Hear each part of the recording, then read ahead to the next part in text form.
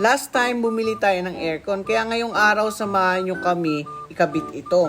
Dito inumpisahan naman ni Sir na tignan yung unit at ikinabit na ito sa wall. At sa labas naman kinabit yung outdoor unit.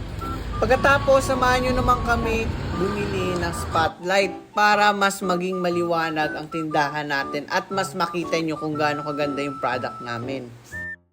Next is kinabit yung solar light at inuuna naman namin yung shelves para sa mga bago nating product.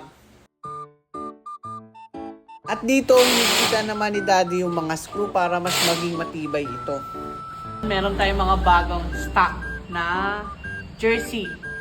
Sa mga gusto ng jersey, visit lang kayo dito sa Anjay Clothing. Located kami sa may Mistral Avenue beside Kiko Rosa. May signage na Anjay ang makikita.